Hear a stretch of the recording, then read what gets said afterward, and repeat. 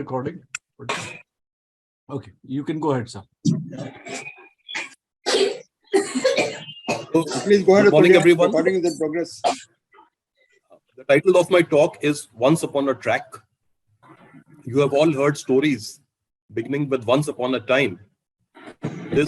Here the title is Once Upon a Track because I'm talking of railway fiction. Today I'll be talking about classic railway fiction. And if you can endure me long enough, there'll be another talk on modern railway fiction. So let me begin with a quote from one of my favorite authors, Peter Drucker. He says, "Then in 1829 came the railroad, a product truly without precedent, and it forever changed economy, society, and politics." Actually, railroads changed a lot else apart from what Drucker mentions, and we'll just come to them. So let me talk about the Victorian age. Today, incidentally, is the death anniversary of Queen Victoria. She died on 22nd of January in 1901. She ruled for 64 years, and from 1837 to 1901, and that is called the Victorian age. I don't know how much of this is an age of great change, and I don't know how much of the credit goes to Queen Victoria personally, but as a period, it was a long period of 64 years, and there were major trends in that era, such as industrialization and urbanization. I am talking particularly about Britain, but also about Europe.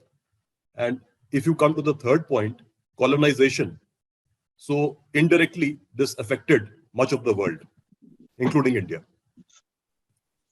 These factors contributed to the railway boom, which is a topic of interest for this group. This is also an age of post and telegraph services. On the right here, you have the penny black, the world's first postage stamp, and in modern terms, the world's first prepaid service. This was a period when the middle class grew. There were white-collar employees, educated people, and there was a demand for books and periodicals. May I request everyone to mute themselves? Everyone, please mute yourself unless you're talking. Sir मेरे को course बता दीजिए ना, मैं सबको बंद कर देता हूँ sir, please. Right. So we are talking of the intersection of the railway world and the literary world, classic railway fiction. Now, who do you think represents classic railway fiction? These are some of the popular authors of the Victorian age who are still popular. I'm sure you know them, but let me share the names. This is Mark Twain, O. Henry in America. Then in England, you have Conan Doyle, Dickens. Then there's Kipling, who is as much Indian as British. There is Guy de Maupassant in France, Tolstoy in Russia, Tagore in India. And you have a train here because all these authors wrote about railways. They didn't talk about railways as a technical subject, but they included trains in their fiction. And in some cases, trains were integral to the plot.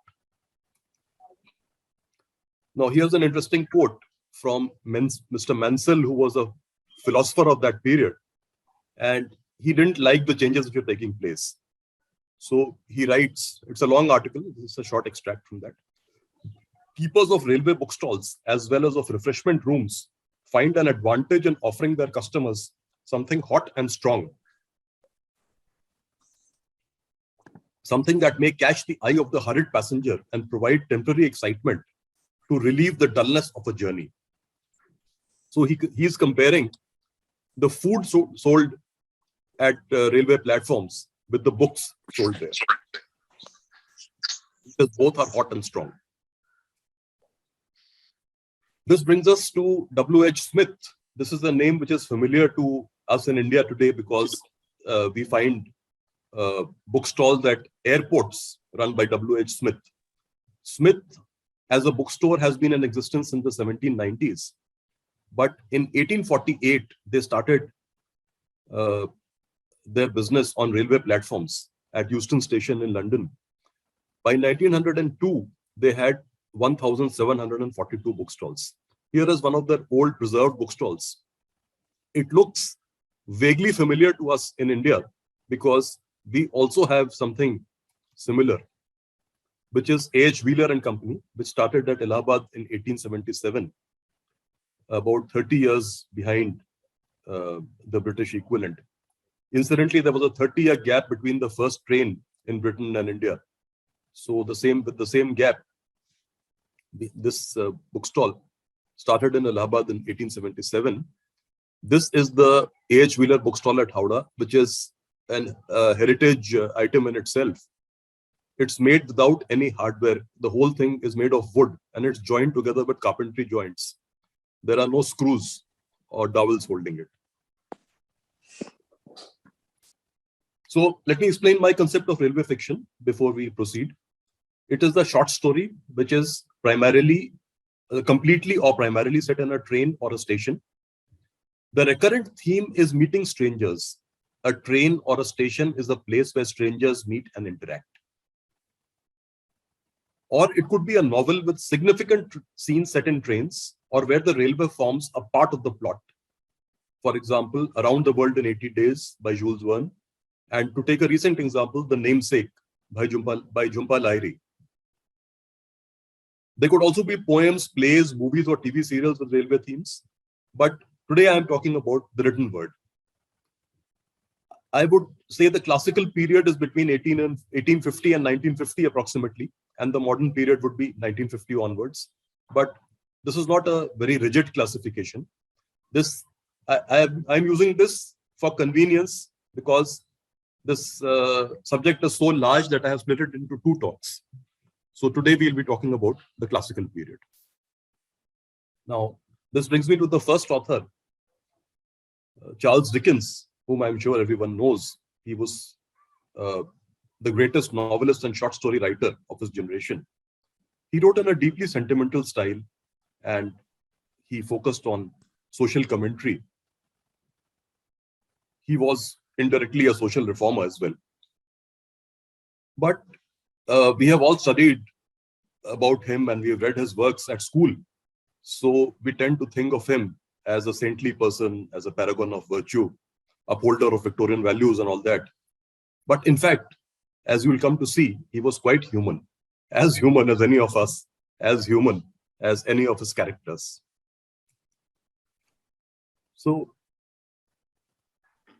here is a drawing of a railway accident, a very unfortunate accident. Let me share the details. This is the Staplehurst accident, which took place on Southeastern Railway on 8th of June, 1865. Let me clarify that this is the British Southeastern Railway, not the Southeastern Railway where I'm working at present. So here, the reason is as old as the railways itself. Track repairs were going on, a length of rail had been removed, and the gangmen working on the track, they miscalculated when the next train would come. And they had failed to protect the site. And the train came and the engine crossed and derailed. And some of the coaches actually fell off the bridge. There were 10 dead and 40 injured. Now, why am I talking about this tragic incident? No less a person than Charles Dickens was traveling on this train. Generation of school children have wondered whether Charles Dickens was one person or many, because both his first name and his surname sound like plural. Well, actually, if you look at it, Dickens seems to have been many personalities rolled into one. Although he was widely regarded as a paragon of Victorian virtue, by this stage, he had separated from his wife and he had become extremely friendly with this actress, Ellen Ternan, who used to act in his plays. There were no movies in those days. So she was a stage actress. Very young, she started as a teenager, and Dickens became infatuated with her. And he actually took her to France for a vacation. And for some reason, her mother had also gone with them. And they were returning from France when this accident took place. And their carriage was affected. So he rescued Ellen and her mother, and then he helped in rescuing other passengers. Later, he suffered from nightmares and he avoided train travel. The very next year, he published a book called Mugby Junction. Dickens had gone to Rugby Junction, and he went to the refreshment room and the staff misbehaved with him. So he complained and the railway didn't listen to him. So he compiled a book called Mugby Junction. He didn't want to use the word rugby, so he called it Mugby. And here there were multiple contributors, and each of them wrote stories about railway themes. Now, the best known story of this is The Signalman, which is a classic in its genre. So here's an extract from The Signalman, 1866. You can see two people. This is a sketch which was initially published when the story was published. You can see a person seated with his back towards us, and you can see a person standing facing us. The person facing us, this bearded man, is the signalman, and the person with his back to us is the narrator. So the narrator says, he took me into his box where there was a fire, a desk for an official book in which he had to make certain entries, a telegraphic instrument with its dial, face, and needles, and the little bell of which he had spoken. Now here's a quote which shows the skill of Dickens in describing a place. His post was in as solitary and dismal a place as I ever saw.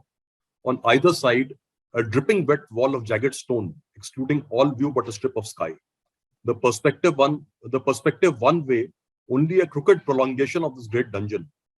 The shorter perspective in the other direction, terminating in a gloomy red light, and the gloomier entrance to a black tunnel, in whose massive architecture there was a barbarous, depressing, and forbidding air. So the plot is very simple.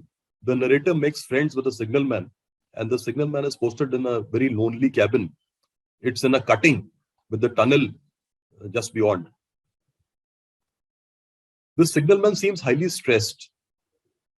Is he suffering from hallucinations, or is he getting supernatural messages? This suspense remains in the mind of the reader. And there is a predictable ending. Sadly, the signalman dies in the end. He's run over by a train. And it seems that he is obsessed with a ghost who is trying to convey some messages to him. And he is ultimately, he passes away. The reason why I like the story is it's a simple but masterful plot. The details of cabin, tunnel, signal, track, etc., they demonstrate the author's knowledge of the railways of that time. And another interesting thing is that there is an emphasis on work-related stress. We think it's a modern concept which has come up only in the last couple of decades.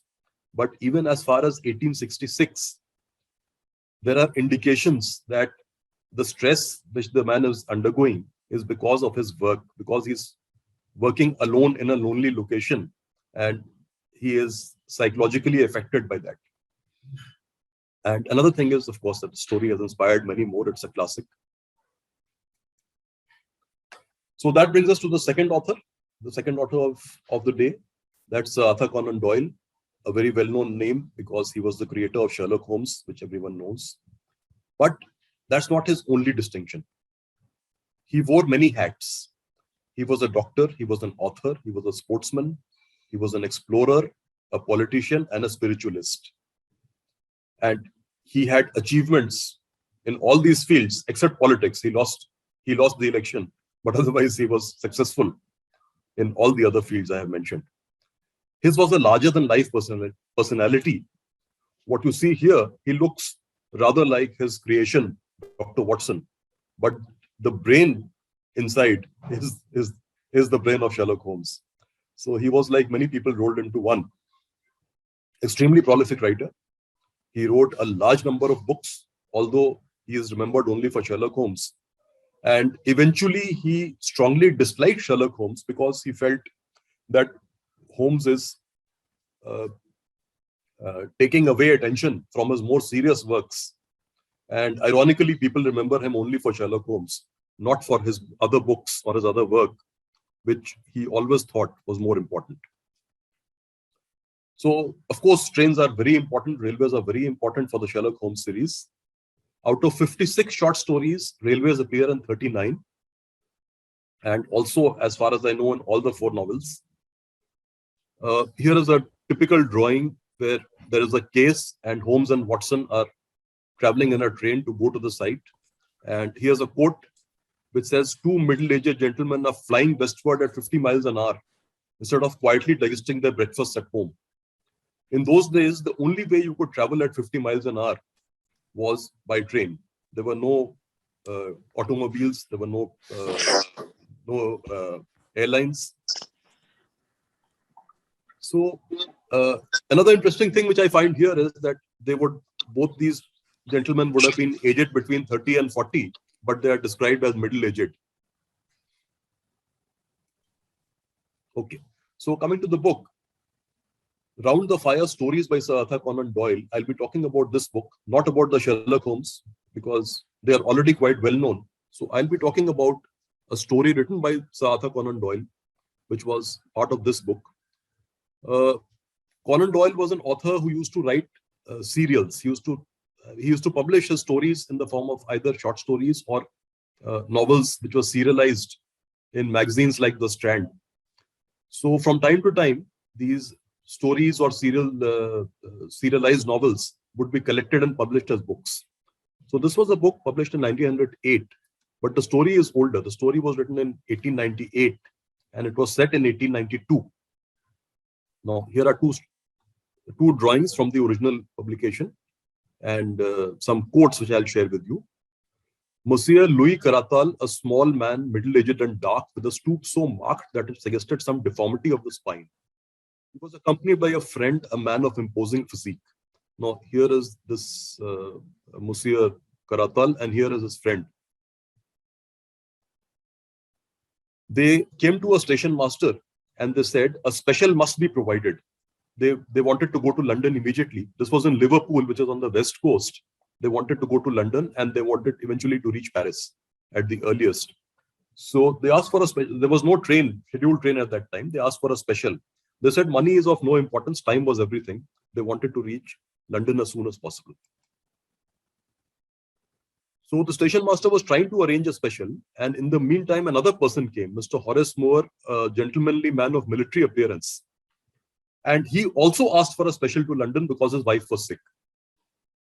Now, the author says, a request for a special is not a very uncommon circumstance in a rich commercial center like Liverpool, but 2 should be required upon the same afternoon was most unusual.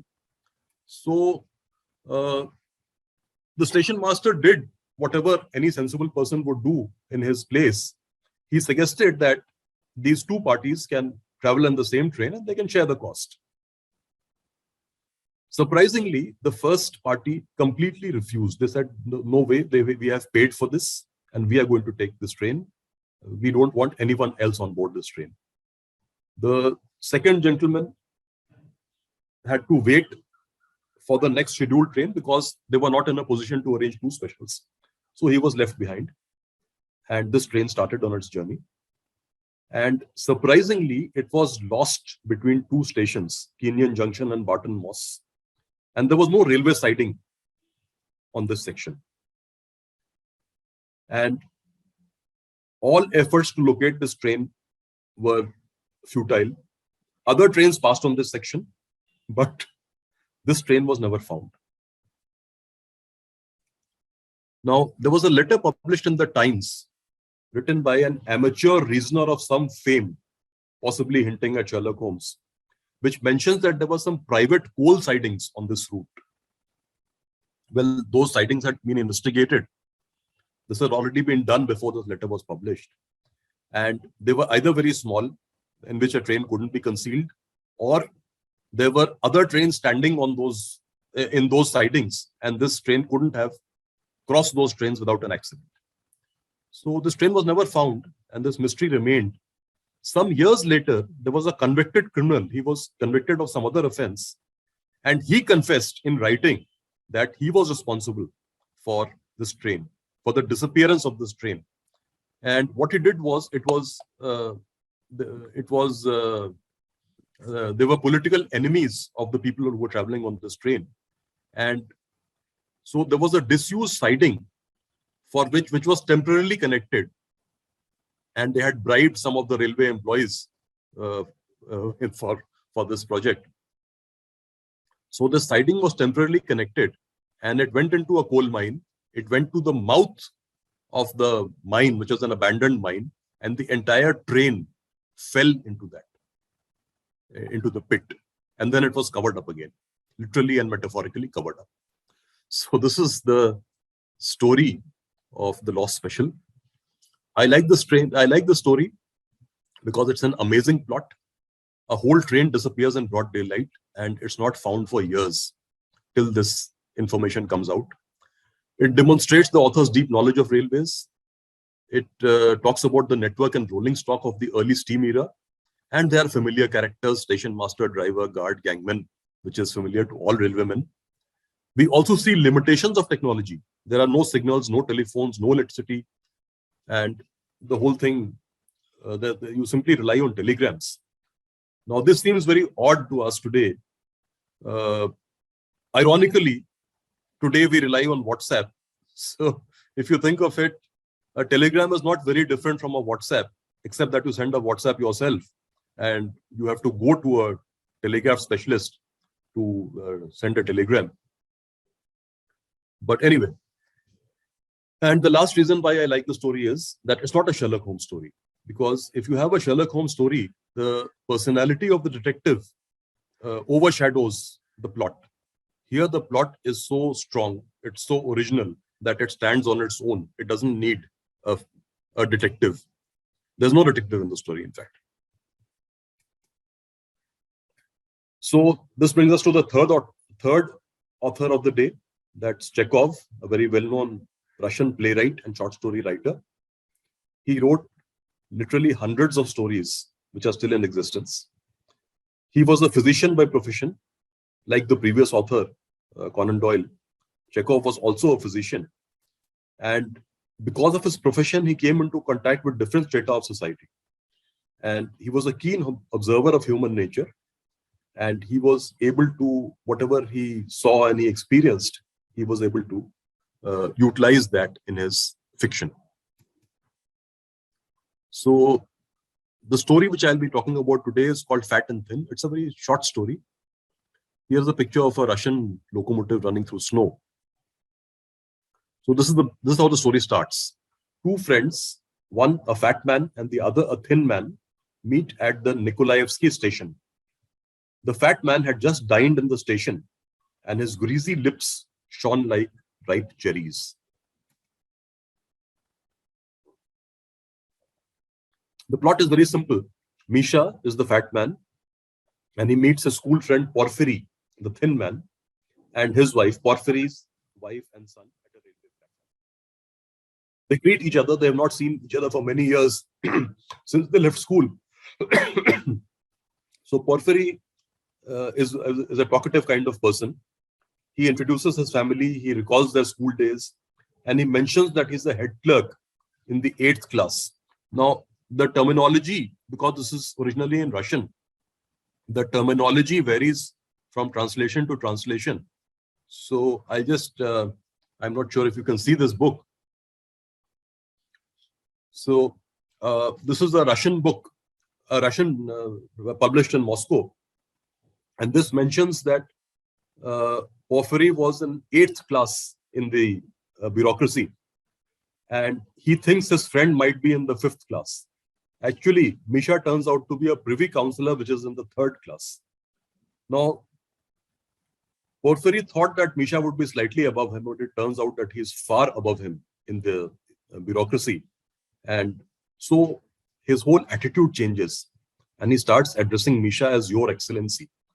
Now, Misha doesn't like this. He says, why are you behaving like this? We are friends.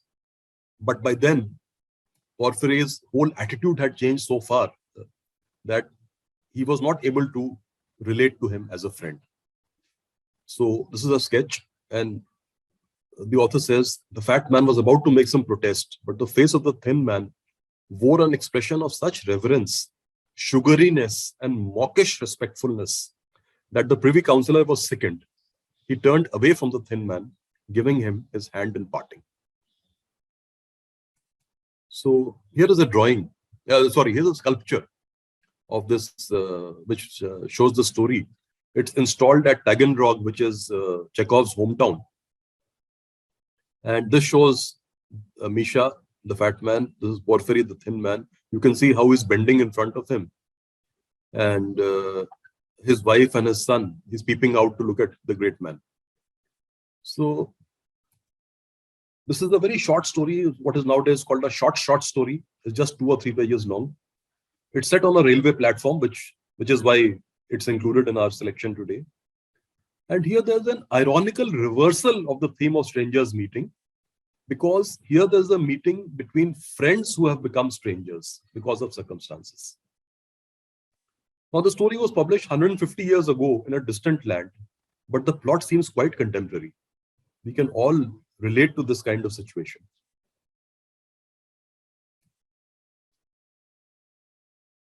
Now, coming to the fourth author of the day, this is Agatha Christie, again a very well-known name, extremely well-known author, world's best-selling author. After the Bible and Shakespeare, she has sold the maximum number of books, over 2 billion books. She is the creator of characters like Hercule Poirot and Miss Marple. Although she appears to be quintessentially English, her father was an American who had settled in Britain. Her mother was English. Surprisingly, she had very little formal schooling. She was homeschooled and she had very little formal schooling. And of course, she never went to university. Now, she worked as a nurse or a dispenser in both the world wars. You can see her here in a nurse's costume. And that is how she learned about poisons. In a lot of her books, murders take place with poisoning. And she had a very deep and accurate knowledge of poisons, which she acquired while working as a nurse. She married Colonel Christie in 1914. He was a captain at that time, eventually became a colonel.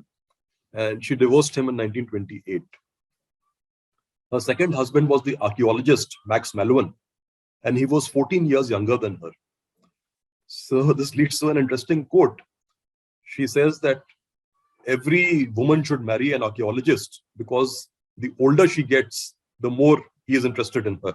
So it seems the second marriage was quite happy, and she accompanied her husband to sites in Syria and Iraq and many other places where he was digging. And she also traveled a lot by train. So she used to travel across Europe to places like Istanbul, Baghdad, Cairo, etc. And she used her travel experiences in her books.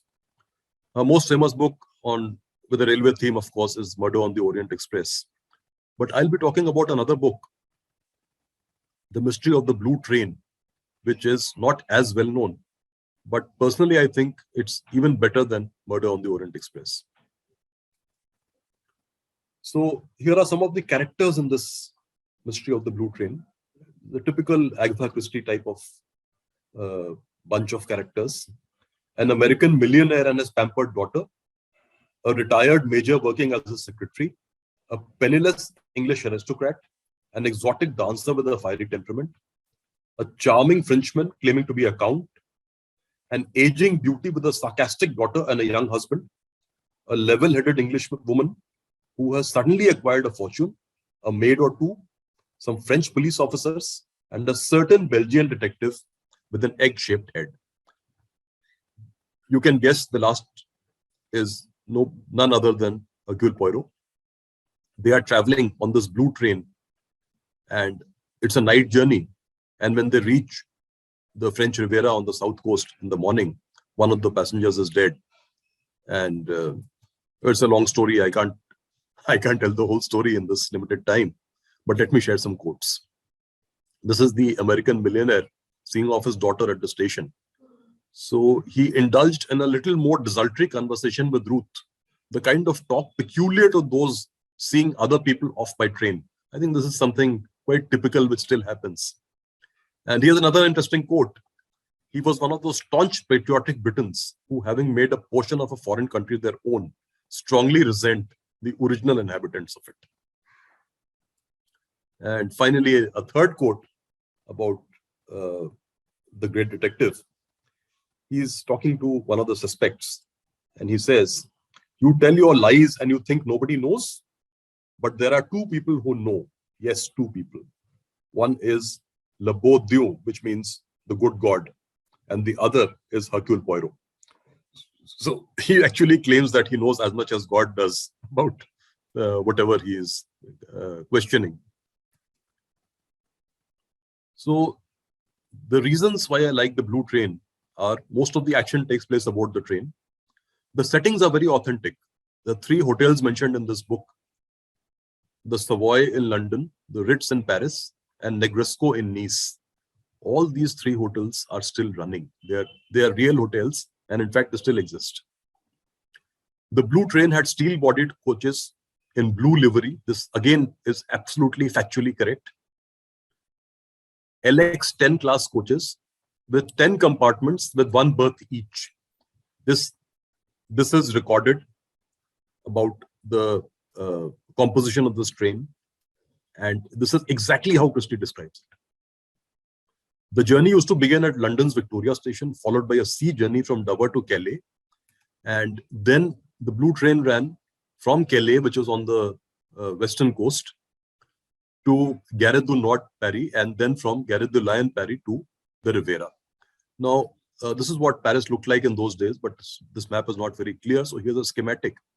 This train from Calais would come here to the North Station, and the other, this would then go around to this Lyon Station, and then this would continue to the French Riviera on the south coast. It's a seemingly insoluble mystery, but the railway provides a solution.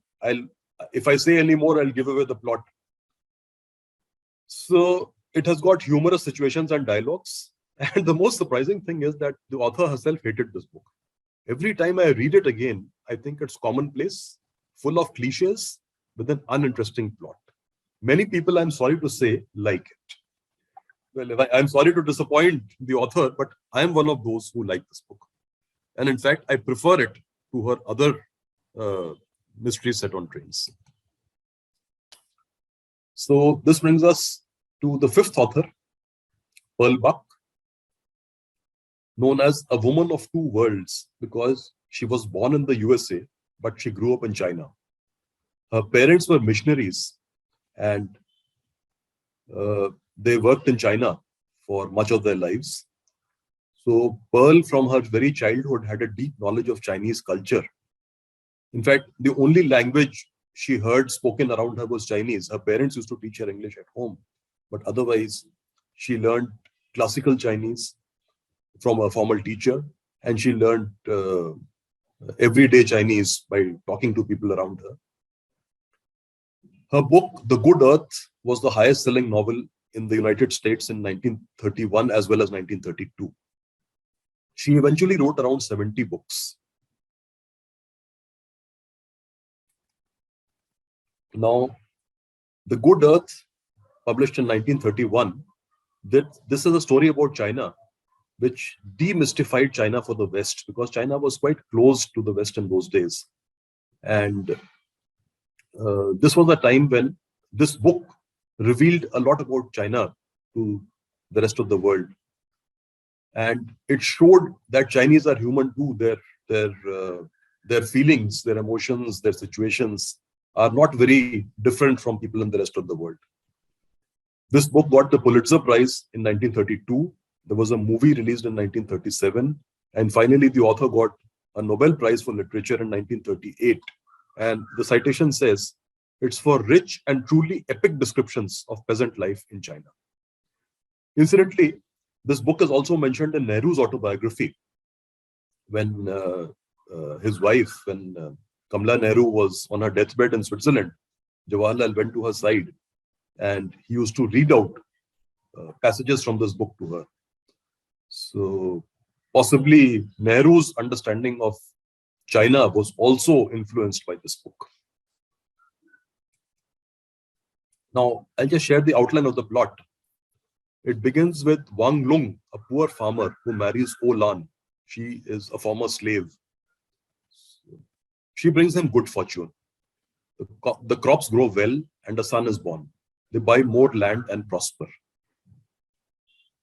Unfortunately, a severe drought occurs and they migrate to a city by train. So this is the situation which I'll be talking about. And the story continues. The war breaks out. They get richer by rather unethical means. They return to the village and the story continues. But this is the incident, the portion of the book which I'll be talking about. So here is the first quote from the book. Fire wagons. Fire wagon is used for a train hauled by a steam engine. Incidentally, in India, we had the term aag gadi, which is an exact equivalent of fire wagon. So fire wagons, one has heard of them. Wang Lung in days past in the tea shop had heard men tell of these wagons, chained one to the other and drawn neither by man nor beast, but by a machine breathing forth fire and water like a dragon. So in Chinese culture, they compare this train to a dragon. Now look at the next quote. Had they not come thundering out of the darkness, they were talking amongst themselves and they got interrupted by this. Had they not come thundering out of the darkness, a noise like a dragon's voice and two great eyes puffing fire out, so that everyone screamed and ran. These are peasants migrating to the village. They've never seen a train before. And pressing forward in the confusion, they were pushed either and either, but always clinging desperately together until they were pushed somehow. This is a family who was migrating to a town because they are starving in the village. They pushed somehow into a box-like room, and then with an incessant roar, the thing in which they rode tore forth into darkness, bearing them in its vitals. Now, this is an extremely powerful description of a fire wagon. Incidentally, I have seen a Chinese fire wagon. I visited China around 10 years ago. You can see me. It was a very cold day. The temperature was something like -5 in the daytime. You can see me warmly dressed here, standing in front of a Chinese locomotive, which is not exactly Chinese because it was built by Baldwin of USA in 1898. It was built to Russian gauge, 5 feet gauge. It was operated by the Russians in northern China, and it was buried in the snow for many years. It had been rediscovered a few years before I had my visit, and it had been preserved like this in a museum. So it's interesting to see after that description of a fire wagon, what these locos actually looked like. So the reasons why I like The Good Earth, it focuses on traditional Chinese society. And for us in India, we find many similarities between India and China of those days. But in this book, the train journey is a turning point in Wang Lung's life, not just Wang Lung, his whole family. They migrate from the village to the city. So the question is the railway a ruthless disruptor or a benevolent monster? Many authors like Ruskin in England and Tolstoy in Russia have condemned the railways for ruthlessly disrupting the way of life. But there's a contrary view which seems to be put forth by Pearl Buck in this book. A train, or more specifically a steam locomotive, seems like a monster, but it's a benevolent monster. Probably this links with the Chinese concept of a dragon, which appears to be a monster but is actually benevolent. And finally, I would say that this is the second best description of a train hauled by steam that I've ever come across. Naturally, you will ask me which is the best. So please hold on and wait for the last author of the day, John Masters. He was an army officer and novelist. Born in Calcutta, he wrote a series of novels set in India. He created the fictional Savage family, inspired by his own family. They were, for many generations, they were army officers in India. He had a deep knowledge of railways and railwaymen as well.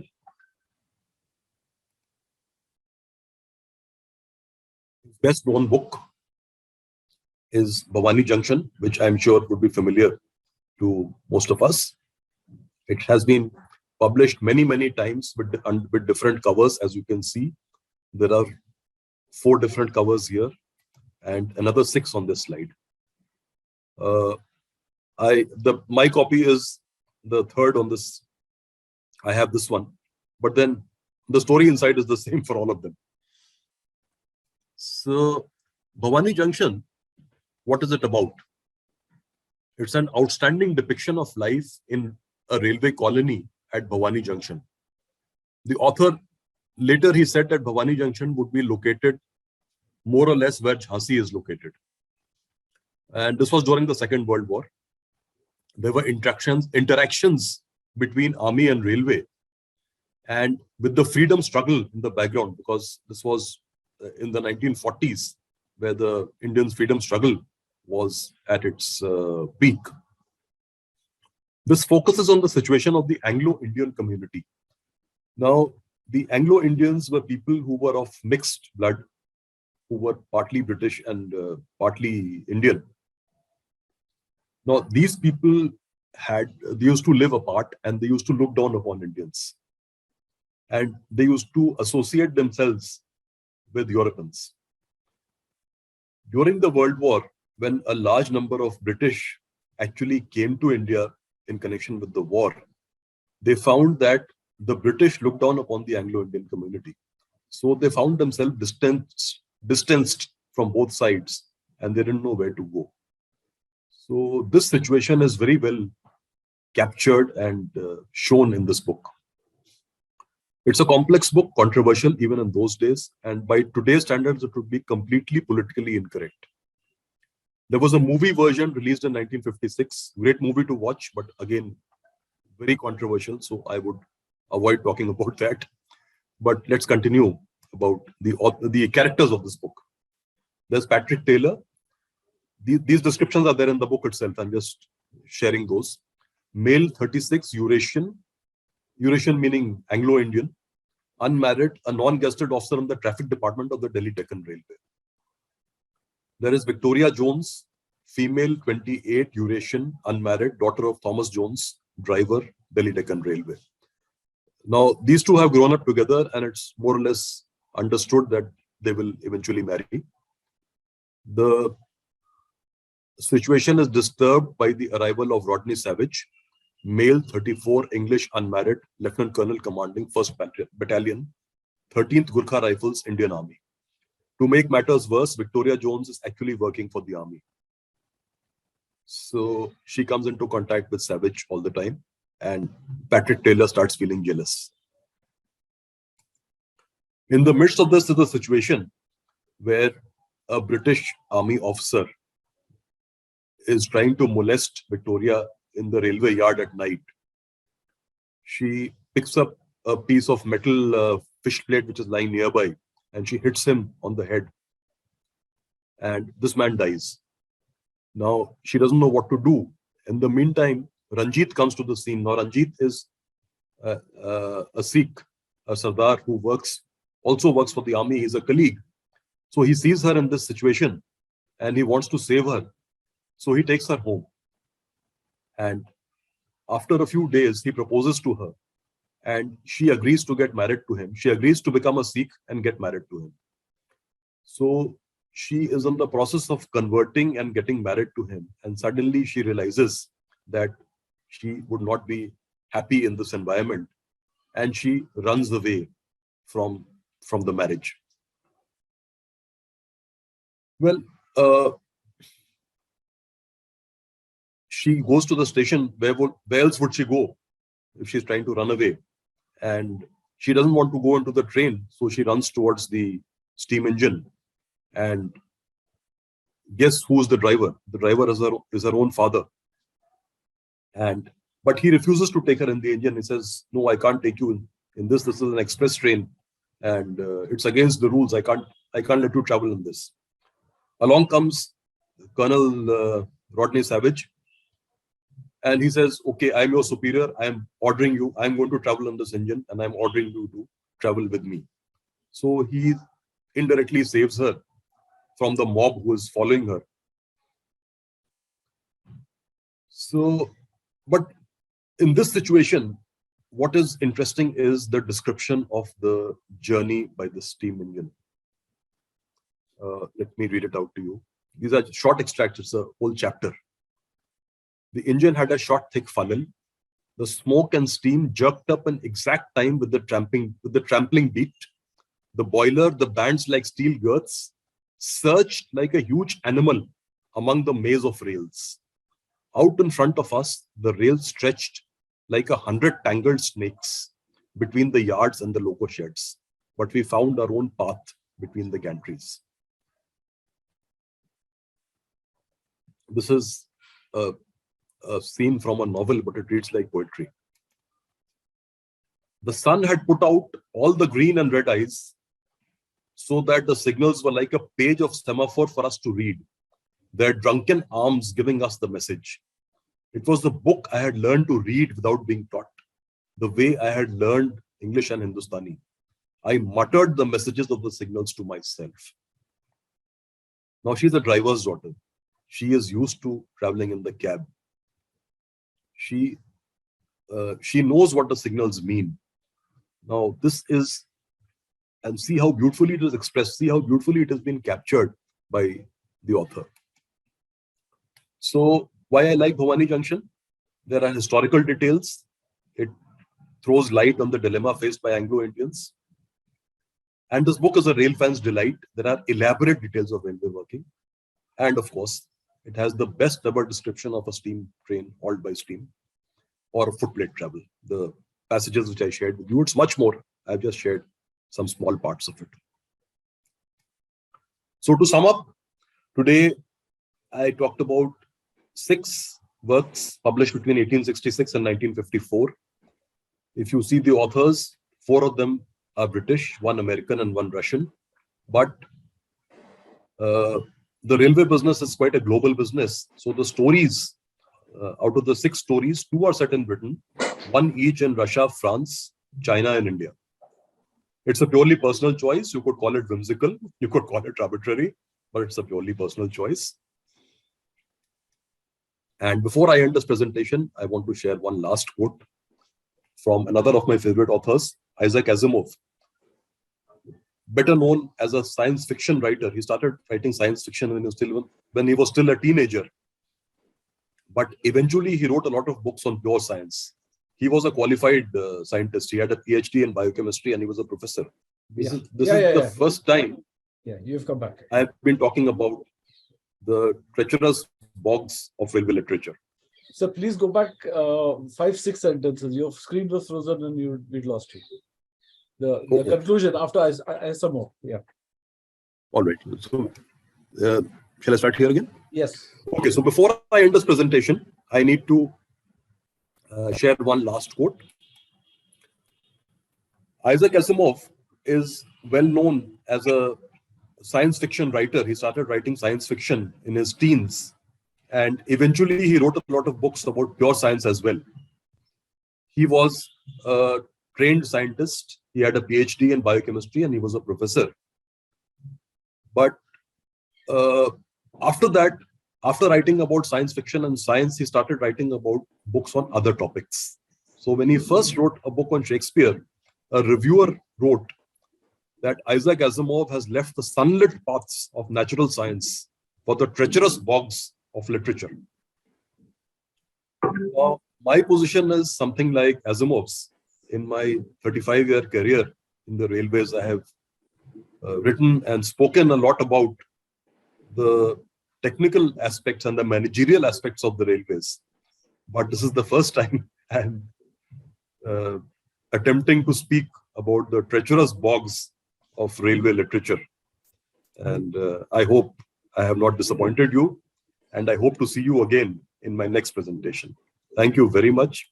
Thank you to RES for inviting me for this talk. And thank you to the audience for being here. Thank you very much, Atulya. It was absolutely a grand presentation. I would like to read one of the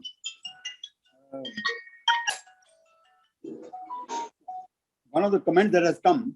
It says, very interesting and detailed. Now I know what to read next. I think that applies to me also. I know what to read next. Thank you. Thank you. Great presentation. But I just want to ask you one question, Atulya, that disappearing train, was it a fiction or a actual thing in? No, it was fiction. It was pure fiction. It was pure fiction, but the settings were real. They were real. Yeah. Settings were real. What they described, the places, the sightings, they were real. Right, but this incident never happened, as far as I know. Right. It was the author's imagination. Fabulous. Atulya ji, Fantastic. what about modern authors? After some, everybody is like, Oh yes, that will be in the next talk. Okay, that's the If you- next one. No problem. If you will Great. endure me long enough, Yeah. there'll be another talk in which I'll talk about modern railway fiction, post 1950s. Yeah, I've read all these books, but you're like You a have? storyteller. No, but you're like a storyteller. So it was fantastic to just to relive Oh, all thank you. these Thank things. you so much. It was very good. Fantastic. And what about the lost trains of India? I mean, we always hear कि वो वहीं खो गई गाड़ी कहीं मालूम नहीं किधर गई. That is also fiction, right? I don't know that there is something which has been going around the internet about a train which is rusting somewhere. Yeah, that wasn't found. It was came in papers 2 years back. It was lying in some siding in, I think, your railway only, if I'm not wrong. आपके उधर ही होगा यहाँ. No, if it's on my railway, I must go and see it. वो At साल least. 3 था, हाँ, पता करना याद मुझे. Let me recall. नहीं, वो तो खड़गपुर के two wooden wagons of 1928. They were unearthed when Swachh Bharat came in because they were lying under a mountain of garbage. They have been restored also substantially. That's a workshop, Kharagpur workshop. Those Must two. have been before my time, but I No, can't there remember. was yes. Oh, Now oh. I recall that train was found in North Frontier Railway. Yes, Katyal. Amguri Tuli section. Yeah. Correct. It was for 2 years or 1 year. It was lying there. It was put in a siding. Station master ordered it to be put in a siding because of some restriction, and then they forgot about the train and it kept on lying there. It is an NF Now, railway. actually, what happened with Amguri Tuli was that originally it was an MG siding about 3 kilometers long from Amguri Junction, and then it was converted to broad gauge because this Hindustan paper mills, they wanted to reopen their factory there. But then it didn't get reopened and it was sick, and they used to use that siding as a kind of those wagons or coaches which are to be condemned. So ek reh gaya wo. That is what happened. No, full rake was left. Full train was I left. think there were 2 or 3 only. They were not a full rake. वही मतलब रह गया था, but then they have now recovered it. Okay. What about the process of special trains? I mean, the first story talks about a special train being organized. In India, have you ever seen a special train being used? That can Lot the of most special. yet, yes. When these political rallies take place, all the time special trains are ordered.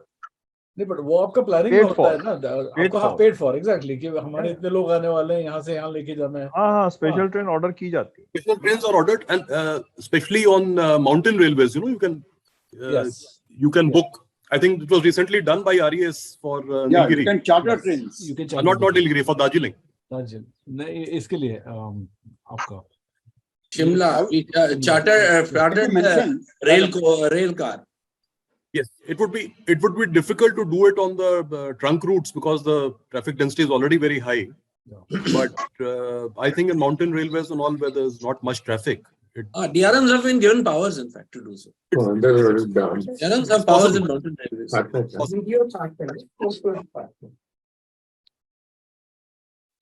like to mention two of our members. I'm sorry, interrupting. Mr. Sinha, there used to be a train, a narrow gauge train from a place called Munger Ghat to Saipur Kalam. Correct. I don't know whether that narrow gauge used to run on the sand head of the river bank, Ganga. That's where the new bridge is there across from Munger to again Saipur Kalam, I think. So, would there be any chance of that place having that train again over there? My memories go to 1956 and around there.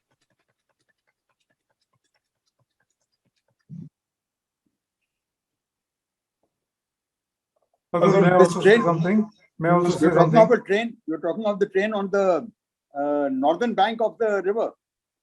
That's right. That's right. Right. Because the train from Munger to Jamalpur, southern bank was broad gauge.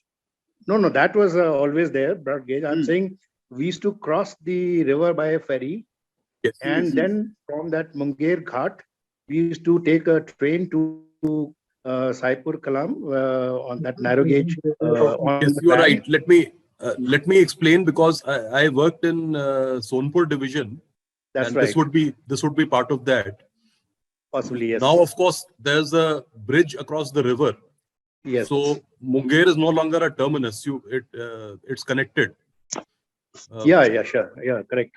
Through Dinkar Gram Samaria. It's connected. And in those days, there was a narrow gauge track, which is no longer there. But it's all broad gauge now.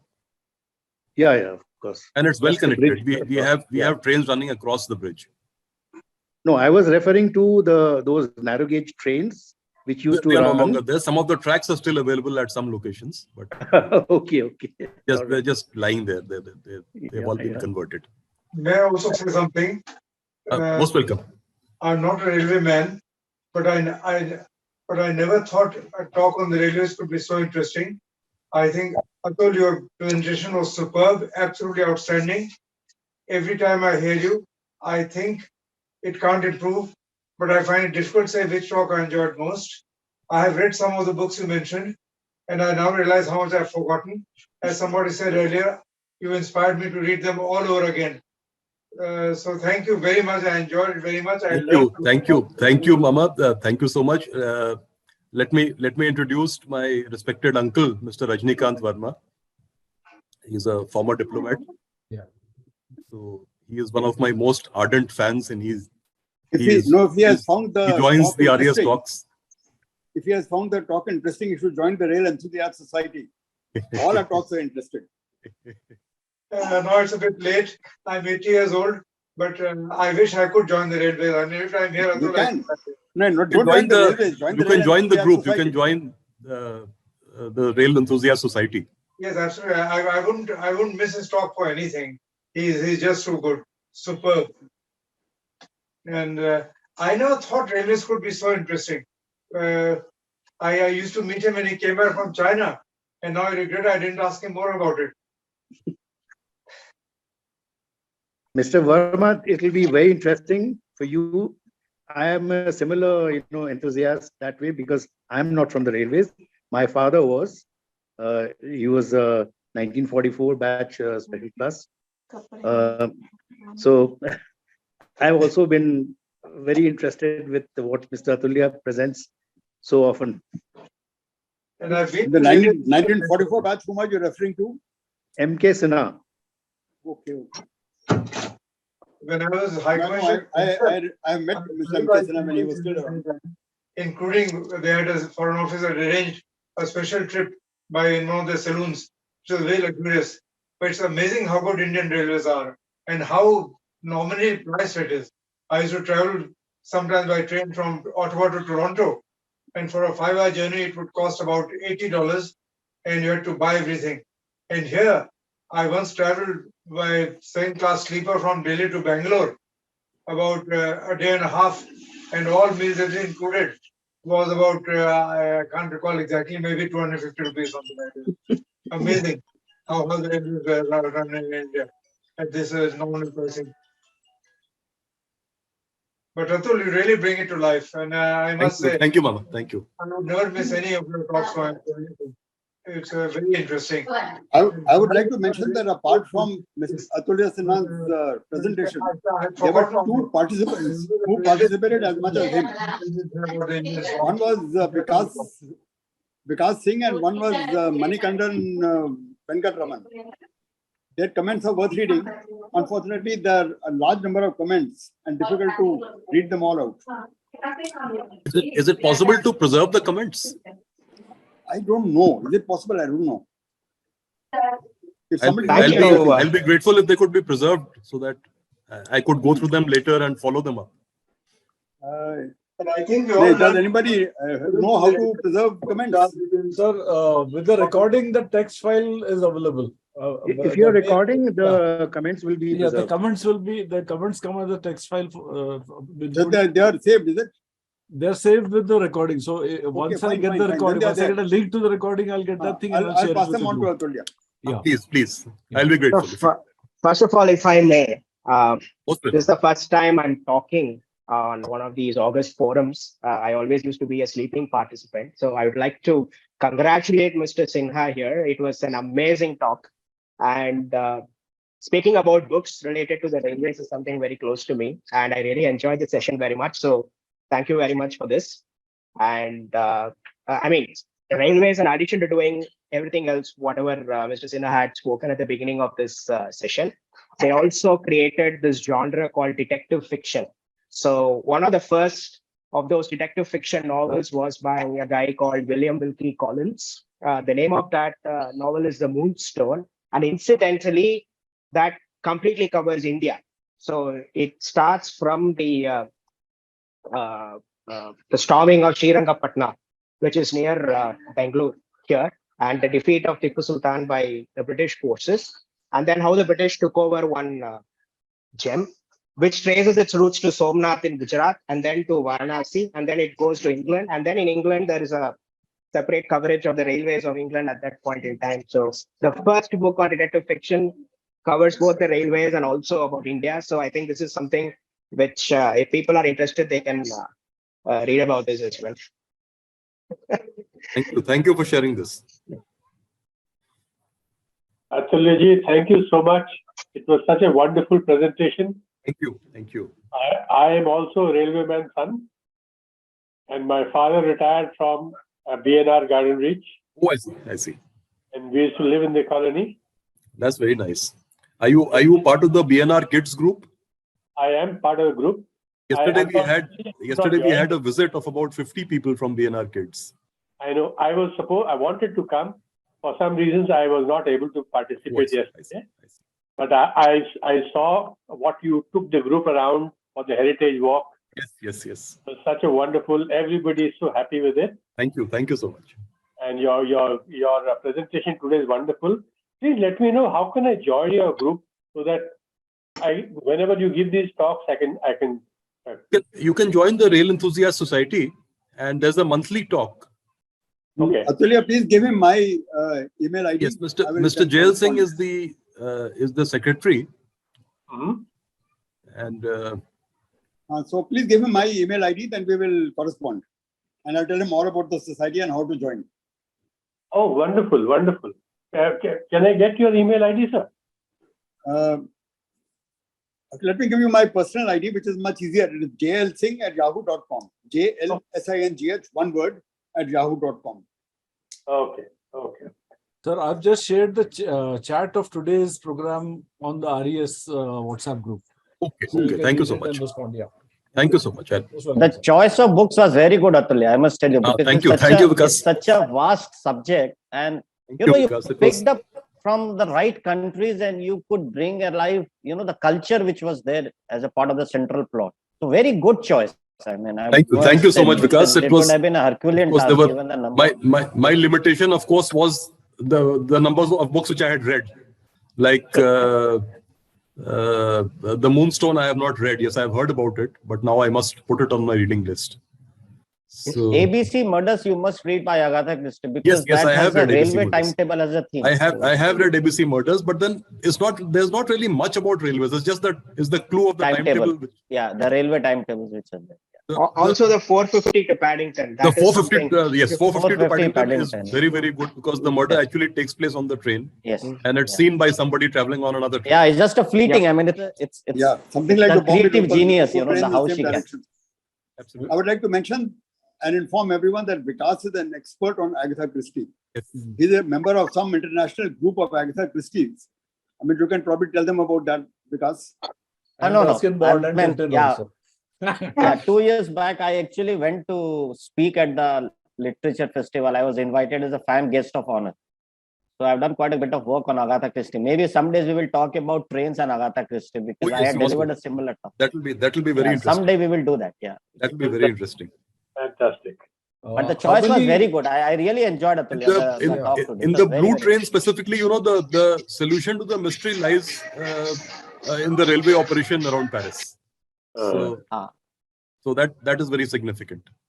Right. Unfortunately, I bought a lot of books which had trains on the cover, but the content didn't have anything about trains. We bought that. That is the risk all of us face. In his comments, Warren Miller has mentioned that Ruskin Bond has also written a lot of trains on. Yes. And the Penguin collection is really good. I mean, Bond will be there in my second talk. Yes. There is also a collection of railway stories on the other side of the pond. I think mostly we have covered United Kingdom, but on the United States also in the earlier days, they did have a lot of short stories. I mean, I think we covered O. Henry, but I just mentioned O. Henry, but yes, there are books by O. Henry and Mark Twain to start with. But I don't think any of them are so focused on railways as the ones which I mentioned. But anyway, there are limitations of my reading also. I mean, I'm also quite limited. So what I remember reading was there were a series of, I mean, similar to Sherlock Holmes, you had some detectives on the other side of the pond where they had covered stories on murders on the New York Elevated Railway and something on the Union Pacific, and also the wars between the Indians, that is the Native American Indians and the Americans. And I mean, they have a significant literature on that, but we can discuss it on offline or maybe over a separate conversation. Thank you. Or maybe you could make a presentation on that. always look forward to more participation in these. So we have talked only of books in English. There are a number of books in Indian language. True. In fact, one of the stories which I mentioned was originally in Russian. Chekhov was originally in Russian. But yes, true. But my reading is limited to English. But yes, there are quite a few others. I'm sure they are. Atulya, thank you very much. It was an excellent talk. Anubhav, you wanted to and I'll be very frank, far better than I expected. Namaskar. Yeah. First of all, congratulations to Mr. Atulya sir for this brilliant presentation. It has been a treasure trove listening to it, and I personally nowadays I read a lot about Rabindranath Tagore and the railways, and Satyajit Ray and his works on the railways, especially his movies and his literature. Somebody else has also said that in the comments box. Yes. I hope that we will see a presentation about Satyajit Ray and his trains and the trains as a part of his literature and movies. And and decades back, I remember that in our standard one, there is a short story of Rabindranath Tagore by him about his first train journey, and incidentally, his last was few days before his death. So these two personalities from Bengal will definitely have a great connections, and should be a subject of very great discourse about their relation with the railways. Thank you, sir, for your presentation. Thank you, Anubhav. I have been talking about fiction, but yes, Tagore has written a bit of fiction in which he mentions railways. And as you rightly say, Tagore mentions railways a lot in his reminiscences when he talks about traveling with his father. And About Satyajit Ray, I don't have the confidence or the knowledge, but I'm sure it's a fascinating subject. In your next talk, Atulya, you must include books by Sanjay Sure, sir, it Mukherjee will on be. railway fiction. I I'm think Sanjay has written at least, I think, 3 books on railway fiction. Oh, yes. Sanjay around, or they left? He is left. Oh, yes. In fact, Anyway, I think we can end the talk today. It was an excellent presentation. thank you so much. And I'll be very frank, it was far better than I expected. I thought it was Thank you. Thank you, sir. but it went off very, very well. Anyway, thank you, everyone. And hope to see you next month for our next talk. Thank you, sir. Thanks, everyone. Have a great day. Bye. Everybody, thank you Thank for you, the. everyone. Have a great day. Thank you. Bye bye.